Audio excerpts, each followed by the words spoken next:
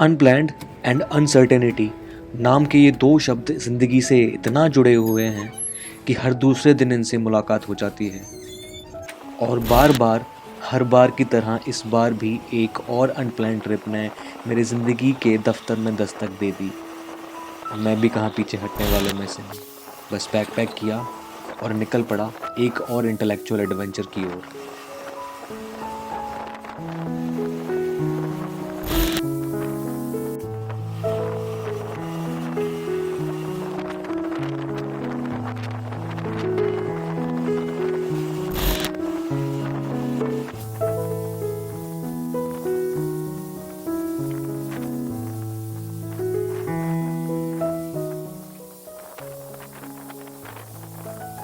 कुछ लोग मेरी इस बात से शायद डिसएग्री करें, पर मेरा ये मानना है कि चाहकर भी हम अपनी ज़िंदगी को प्लान नहीं कर सकते। अनएक्सपेक्टेड हमेशा हमें एक्सपेक्टेशन से ज़्यादा खुश करता है। मेरा ये ट्रिप भी कुछ इसी तरह है, अनप्लैन्ड एंड अनएक्सपेक्टेड।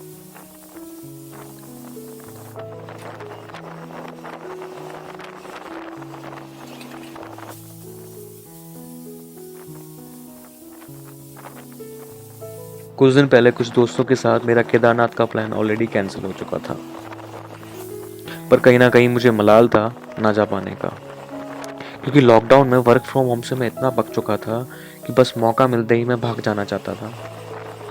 मेरे दोस्त तो ऑलरेडी, जिनके साथ मेरा प्लान बना था जाने का, वो केदारनाथ होकर आ चुके थे, पर उनके पिक्चर्स और वीडियोस देख के मेरे पे रुका ना गया और मैंने अपनी दिल्ली से ऋषिकेश और ऋषिकेश से गुप्तकाशी की टिकट्स मैंने अपनी बुक कर दी। दिल्ली से ऋषिकेश 5 घंटे लगे और फिर ऋषिकेश से गुप्तकाशी के 12 घंटे। 17 घंटे की लंबी जर्नी के बाद मैं इतना थक चुका था कि बस मुझे सोने के लिए एक जगह चाहिए थी। गुप्तकाशी में मैंने एक रूम लिया और मैंने वहाँ नाइट स्टे किया।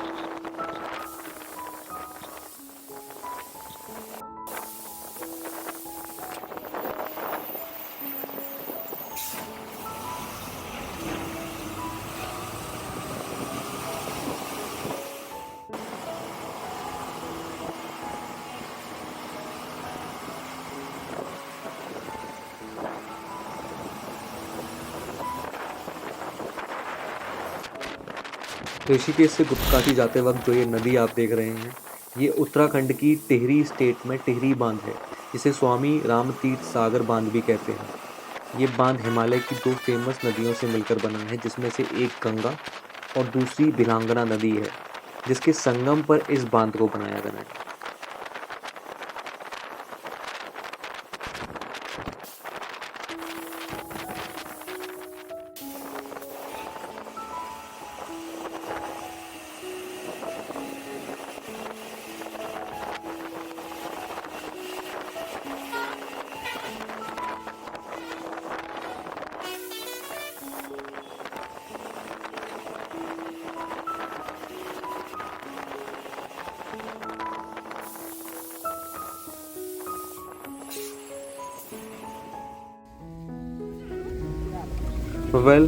दिल्ली से गुप्तकाशी की जर्नी के बाद मैं बहुत थक गया था और वहाँ एक रात रुकने के बाद मैंने अगले दिन सुबह गौरीकुंड के लिए एक गुप्तकाशी से शेयर टैक्सी ली और लगभग 9 बजे अपना आधा सामान लॉकर में रखकर अपने थोड़े से ज़रूरी सामान के साथ केदारनाथ की ट्रैकिंग शुरू करी। So from here I am starting my journey और ये है यहाँ का गौरीकुंड। लोग नहा रहे हैं यहाँ पे, गरम गरम पानी निकलता है यहाँ पे।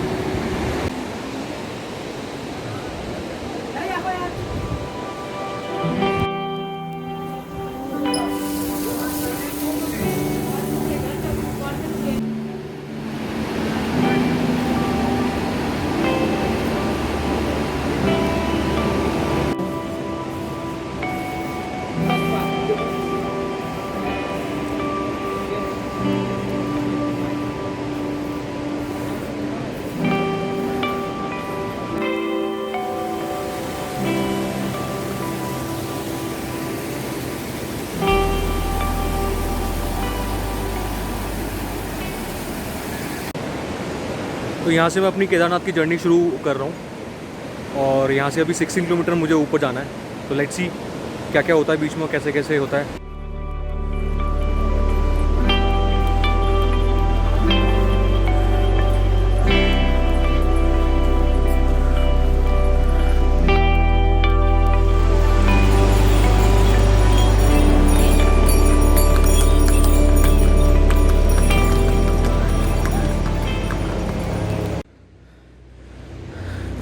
मुझे लगा था आसान होगा, पर अभी तो मुझे 500 मीटर भी अभी मैं ऊपर चढ़ करके नहीं आया और थकना ऑलमोस्ट शुरू भी हो गया।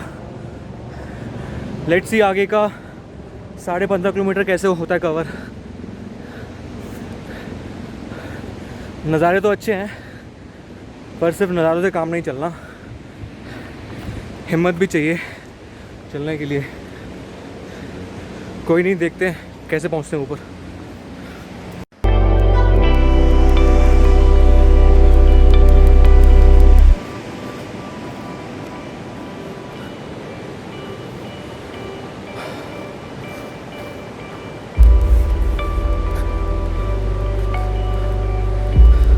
मज़ा तो आ रहा है, पर जहाँ स्टीप चढ़ाई होती है ना, वहाँ आके थोड़ी सी हिम्मत हो जाती है, क्योंकि ऐसे करके झुक करके चलना पड़ता है, थोड़ा टफ हो जाता है वो।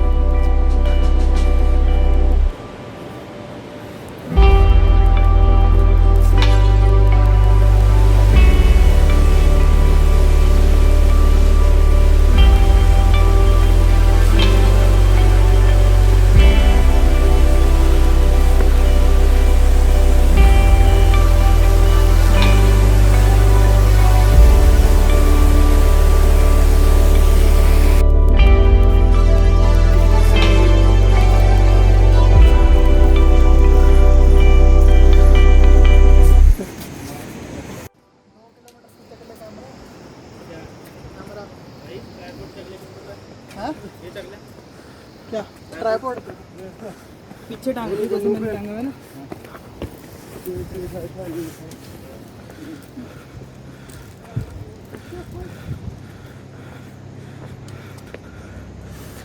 So I have just completed 2 kilometers and I'm too tired because of this heavy bag.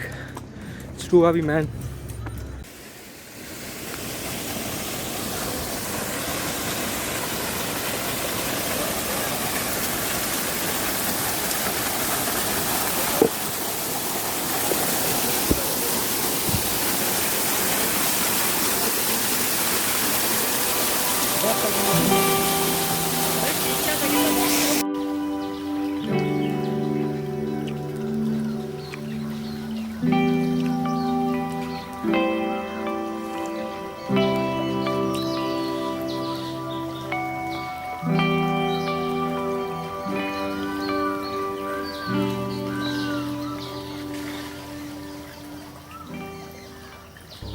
अभी सिर्फ 2 किलोमीटर कवर किया है और ऑलरेडी मैं थक चुका हूँ। अभी भी 14 किलोमीटर यहाँ से दूर है। सच में बहुत टायरिंग है, स्पेशली इस बैग की वजह से। कोई नहीं, धीरे धीरे करके हो जाएगा।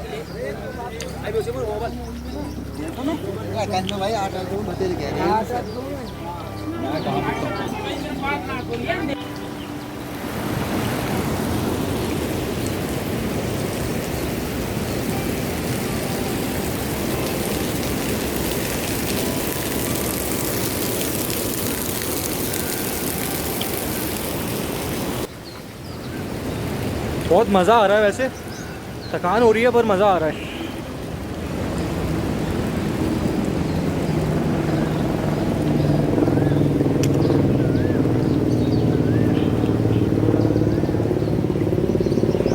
पाँच किलोमीटर में आ चुका हूँ, अभी भी 10 किलोमीटर बचता है और आई थिंक 4 या 5 घंटे में मैं कवर कर लूँगा। तो लेट्स सी कैसे होता है कवर ये। बाकी बीच में दिखाता रहूँगा नज़ारे कैसे कैसे हैं।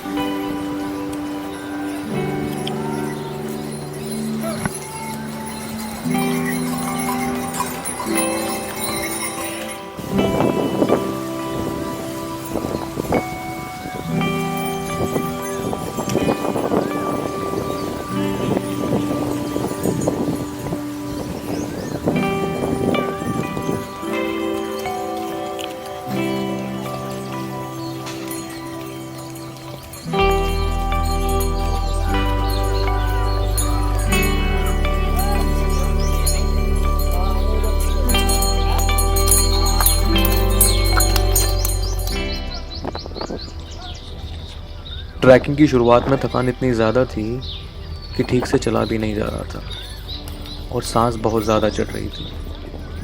पर 7-8 किलोमीटर चलने के बाद नज़ारे और भी ज़्यादा खूबसूरत दिखने लगे। साथ ही मौसम भी ठंडा होने लगा, जिसकी वजह से थकान अब कम हो रही थी और मज़ा आने लगा था।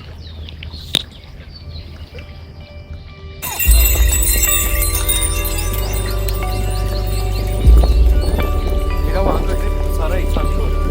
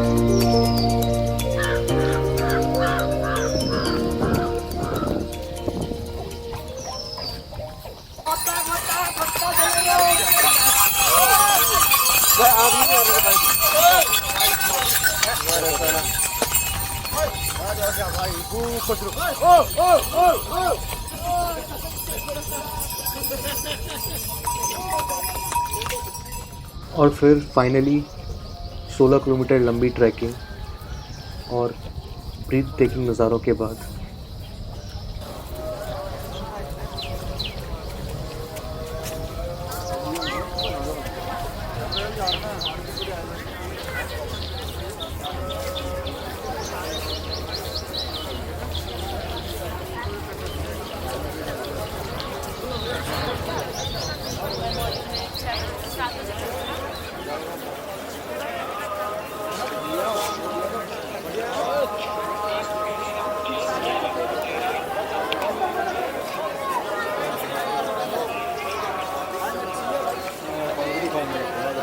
चारों तरफ का नज़ारा